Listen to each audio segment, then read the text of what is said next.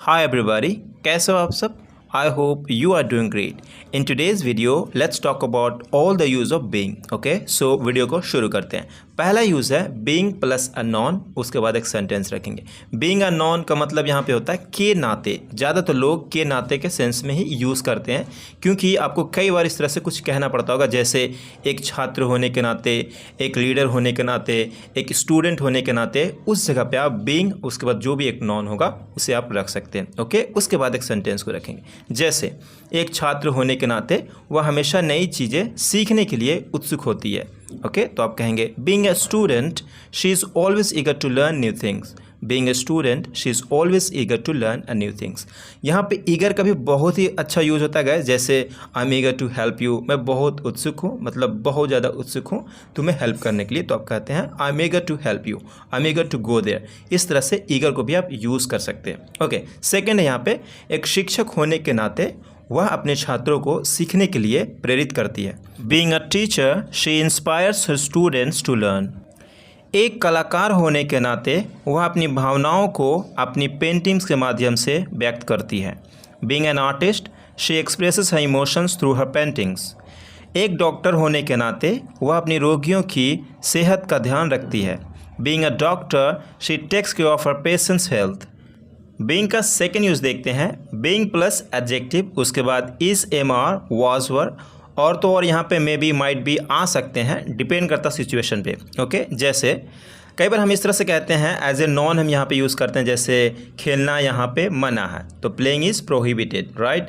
थूकना मना है, स्पीटिंग इज़ प्रोहिबिटेड। इस तरह से हम यूज़ करते हैं। तो उसी सेंस में यहाँ पे भी हम बीइंग को एज ए नॉन यूज़ करते हैं। उसके बाद बीइंग के बाद कोई ना कोई एडजेक्टिव या फिर कुछ यहाँ पे अदर वर्ड भी आ सकता है, जैसे हंसना स्वस्थ जीवन के लिए महत्वपूर्ण है, तो आप कहते हैं being happy is important for a healthy life, right. और सेकेंड यहाँ पे है ईमानदार रहना हमेशा सबसे बेहतर नीति होती है।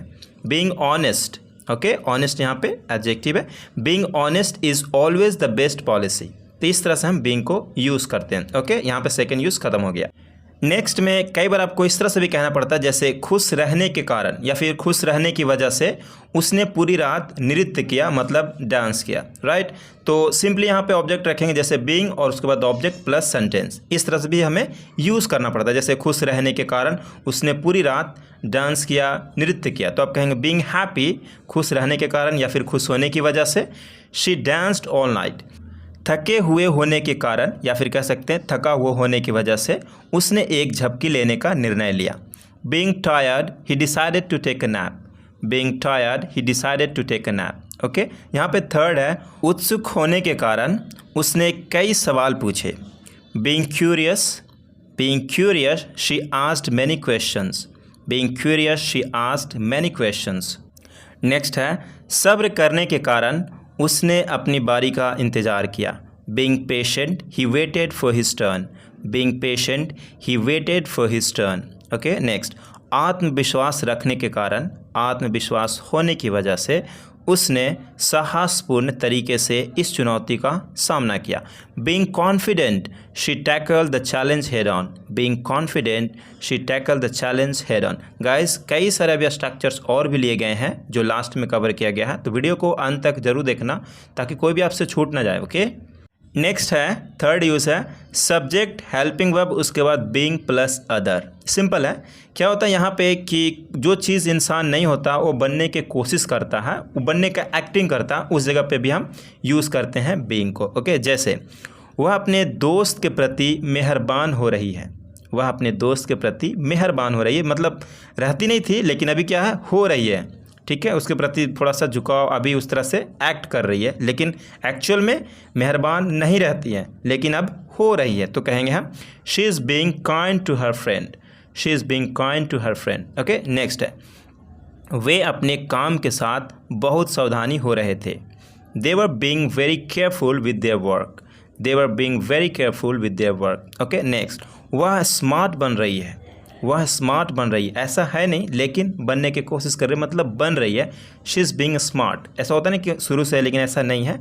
She is being smart, acting कर रही है, एक्ट कर रही है, उस जगह पे भी हम बीइंग का यूज़ करते हैं। ओके, नेक्स्ट यूज़ है subject helping verb plus being plus verb की थर्ड फॉर्म। इसे हम पैसिव में यूज़ करते हैं। प्रेजेंट कॉन्टिन्यूस टेंस का पैसिव या फिर पास्ट कॉन्टिन्यूस का पैसिव जो होता है उसी में हम इसे यूज़ करते हैं। ओके, क्योंकि कई सारे लोग जानते होंगे, जिसका अच्छे से एक्टिव और पैसिव क्लियर होगा वो आराम से इसे बना सकते हैं, जिसका नहीं होगा वो भी इस वीडियो को देखकर समझ सकते हैं कैसे बनाया जाता है। ओके, जैसे उसके शिक्षक द्वारा प्रशंसा की जा रही है तो आप कहेंगे शी इज़ बीइंग प्रेज्ड, मतलब तारीफ़ की जा रही है, she is being praised bye her teacher. Okay, second है उन्हें एक विशेष छूट प्रस्तुत की जा रही है, they are being offered a special discount, they are being offered a special discount. Okay, सुरक्षा कैमरों द्वारा उसे देखा जा रहा था, he was being watched by the security cameras.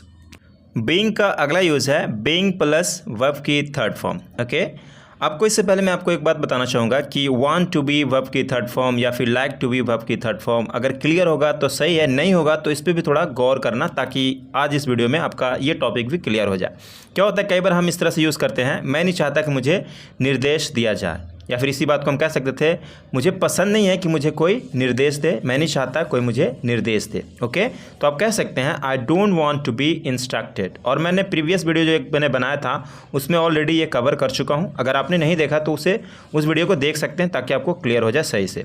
Okay, यहाँ पर सेकेंड है मुझे पसंद नहीं है कि मुझे निर्देश दिया जाए, मुझे पसंद नहीं है कि मुझे निर्देश दे। मुझे पसंद ये नहीं है कि वो मुझे आए और बोले ये करो वो करो, मतलब इंस्ट्रक्ट करे, ये पसंद नहीं है। तो आप कह सकते हैं I don't like to be instructed, या फिर कह सकते हैं I don't like being instructed, I don't like being instructed. जैसे एक और एग्जांपल देता हूँ, कई बार आपको इस तरह से कहना पड़ता होगा जैसे कि मुझे चाय लेना पसंद है तो आप कहते हैं I like to have tea, या फिर I like having tea, right. I like being busy, मुझे बिजी रहना पसंद है, इस तरह से यूज़ करते हैं। I don't like being rude, मुझे रूड रहना पसंद नहीं है, इस तरह से यूज़ करते हैं।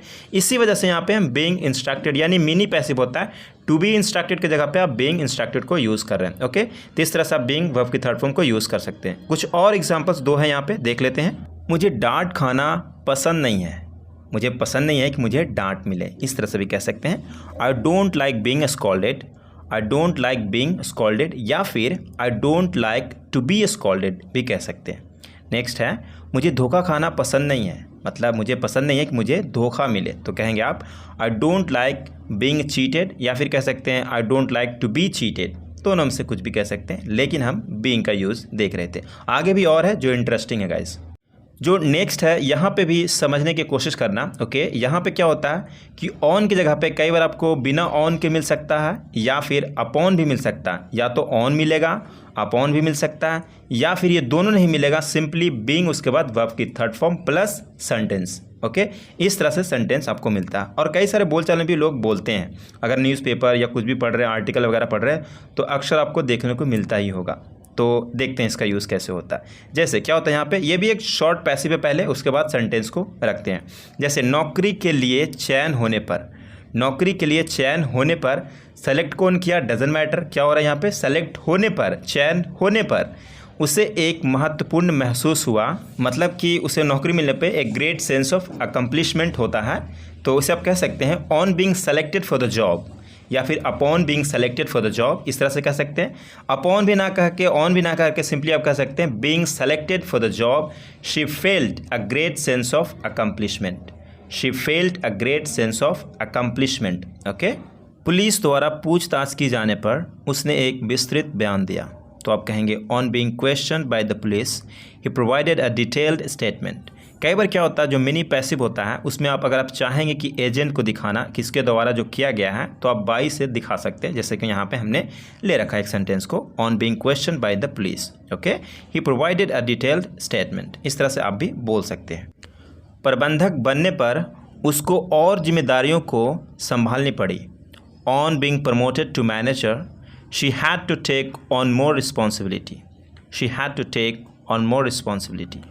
नोबेल पुरस्कार प्राप्त करने पर वैज्ञानिक ने इसे अपनी रिसर्च टीम को समर्पित किया, on being awarded the Nobel prize the scientist dedicated it to his research team.